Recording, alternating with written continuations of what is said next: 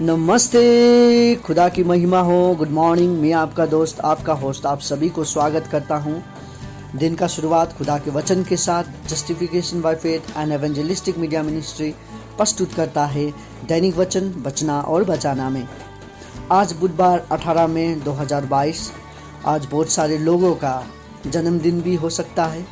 आज जितने लोगों का भी जन्मदिन है, आप सभी को जन्मदिन का बहुत बहुत बधाई और खुदा आपको आगे बढ़ाए बोल के यही हम दुआ करते हैं।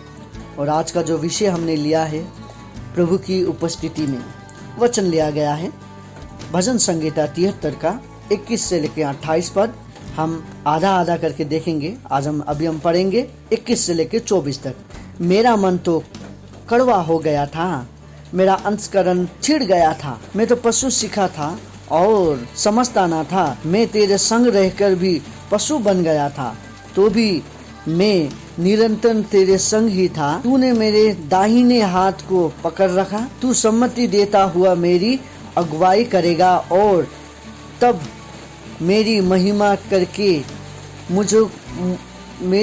करके मुझको अपने पास रखेगा। वचन पढ़ाई सुना पे खुदावन आशीष करे। देखिए, हम देख रहे थे कि दाऊद ये जब लिखा, दाऊद भी निराश, जो संसार का चाल चलन था उससे दाऊद भी निराश हो गया था। और वो इसी प्रकार से बहुत सारे लोगों से, संसार से, समाज से वो देखता हुआ आया। और देखते वो क्या महसूस किया बोलने से हमने पिछली भाग में देखा था कि किस तरीका से दुष्ट लोग बढ़ते हैं और प्रभु के लोग जो कष्ट सहते हैं, वो देखते हुए उसे एक निराशपन का सामना करना पड़ा। बहुत सारे लोगों का बात सुनना पड़ा उसे। उसका मन एकदम कड़वा हो गया था लोगों का बात सुनते सुनते, और जो समाज का चाल चलन था वो देखते देखते उसका मन कड़वा हो गया। फिर भी वो प्रभु में निरंतर रहता रहा और प्रभु उसके साथ रहता रहा। प्रभु उसे चलाता रहता था, प्रभु उसे सहायता करता था। प्रभु उसे यदि वो गिर जाता था तो प्रभु उसे बढ़ाता था।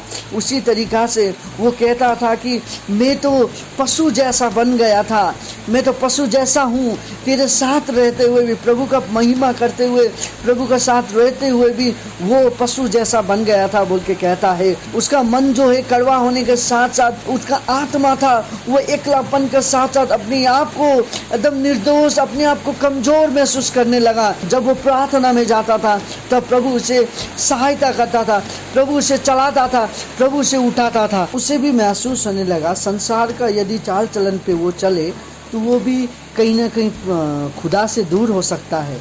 पर अभी भी हम ये देख सकते हैं कि अभी का जो संसार हम चलेंगे, यदि हम प्रभु के रास्ते में चलें, बाइबल के रास्ते में चलें या कोई भी धर्म ग्रंथ का आधार पे हम चलना चाहे तो ये बहुत कठिनाई का मार्ग होता है। पर हम जब उसमें चलने लगते हैं तो बहुत कठिनाई का सामना भी करना पड़ता है हमें। शायद उसका जो प्रोसेस है वो शायद कठिनाई हो सकता है, लेकिन उसका जो अंतिम जो रिजल्ट हमारे आगे आता है वो काफ़ी लाभदायक होता है और हम इससे अनंत जीवन कह सकते हैं।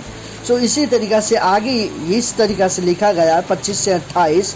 स्वर्ग में मेरा और कौन है, जो पिता परमेश्वर है और जो पुत्र परमेश्वर है, और पवित्र आत्मा के अलावा और कौन है हमारा, और कोई नहीं है हमारा।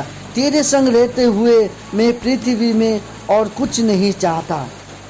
देखिए, भजनकार ये कहता है कि तेरे संग रहते हुए मैं पृथ्वी में और कुछ नहीं चाहता, मुझे तू है तो सब कुछ है कह के भजनकार कहता है। भजनकार को और कुछ नहीं चाहिए।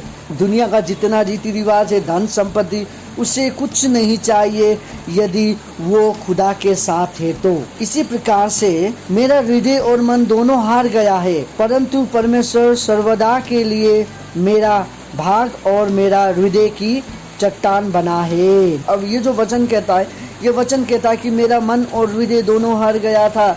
जो संसार का चाल चलन है उससे उसका मन और हृदय दोनों हार गया था। वो निर्दोष और निराश हो गया था। वो क्या करे अब बोल के उससे कुछ रास्ता मालूम नहीं हो रहा था। लेकिन एक आशा अभी भी उसके जीवन में था और वही आशा हमारे जीवन में भी अभी भी है। वो जब हम हार जाते हैं, जब हम निराश हो जाते हैं, तब हमारे मन में भी एक आशा उत्पन्न होता है, तब हमें भी एक सहायता आता है। वो क्या है? परंतु परमेश्वर सर्वदा के लिए मेरा भाग और मेरा विजय की चट्टान बना है। देखिए, परमेश्वर हमारे लिए हमेशा हमारा साथ देता है और हमारा चट्टान बनके, दुश्मन जब हमें अटैक करता है तब वो हमारा चट्टान होता है, बीमारी जब हमें अटैक करता है तब वो हमारा चट्टान होता है। कोरोना जो आया था उसमें देखिए हम आज जीवित हो पाए, आप आज वचन सुन पा रहे हैं, प्रभु का महिमा हो। प्रभु का अनुग्रह के कारण, हमारे अच्छे कामों के कारण नहीं, पर खुदा के अनुग्रह के कारण आज का दिन हम ये देख पाए हैं। खुदा की महिमा हो, वो हमारा चट्टान बना, वो हमारा रक्षक बना, वो हमें सहायता किया उस बीमारी से निकलने के लिए, इसीलिए आज का दिन हम देख पाए हैं।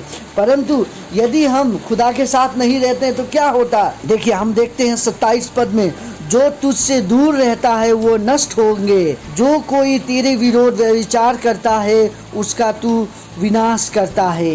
ये वचन कहता है यदि हम खुदा के साथ नहीं रहेंगे तो हम नष्ट हो जाएंगे। जो दुश्मन हमारे लिए चाल चल रहा है और जो शैतान हमारे लिए चाल चल रहा है उससे हम निकल नहीं पाएंगे।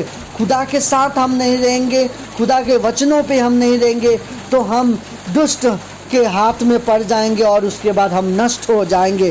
परंतु यदि हम खुदा के साथ रहेंगे तो खुदा हमें हमेशा के लिए चलाता है, वो हमें हमेशा के लिए बढ़ाता है। इसी तरीक़ा से और लास्ट का जो 28वां पद क्या कहता है? परंतु परमेश्वर के समीप रहना ही मेरे लिए लाभ है।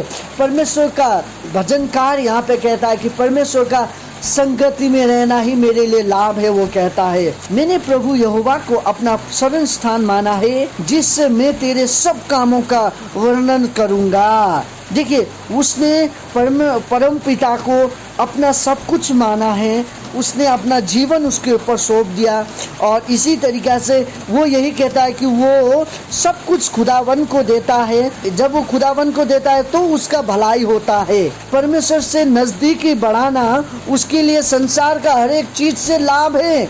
देखिए, आज हम संसार में बहुत सारे दोस्त बनाते हैं, बहुत सारे अपनापन हम बनाते हैं, लेकिन कोई भी अंत तक साथ नहीं देता, केवल परमेश्वर साथ देगा। कहीं ना कहीं आपका दोस्त छोड़ के चले जाएंगे, कहीं ना कहीं आपका रिलेशन, आपका रिश्तेदार छोड़ के चले जाएंगे, लेकिन खुदा का वचन और खुदा आपको कभी नहीं छोड़ता है। इसी तरीक़ा से भजनकार कहता है कि चाहे जितने लोग भी आए या जाए, हमको आपके साथ रहने में मज़ा है और वही मेरे लिए लाभ है कह के कहता है। और उसी तरीक़ा से वो कहता है कि मैंने खुदावन को अपना सब कुछ दिया है और इसी तरीक़ा से खुदावन का जो काम है उसको मैं हमेशा याद करता रहूँगा, वर्णन करता रहूँगा, उसकी महिमा करता रहूँगा बोल के भजनकार ये शब्द कहता है। सो इसी तरीक़ा से हमें भी खुदावन के पास रहना है, खुदावन के साथ रहना है, ताकि संसार में जितने भी कठिनाई आए, जितने भी ऊपर नीचे हो हमारा जीवन, फिर भी हमें खुदावन का साथ देना है, खुदावन को याद करना है, खुदावन की महिमा करना है, उसका वचन पढ़ना है, ताकि वो हमें आशीष करे और हमारे परिवार को भी आशीष करे।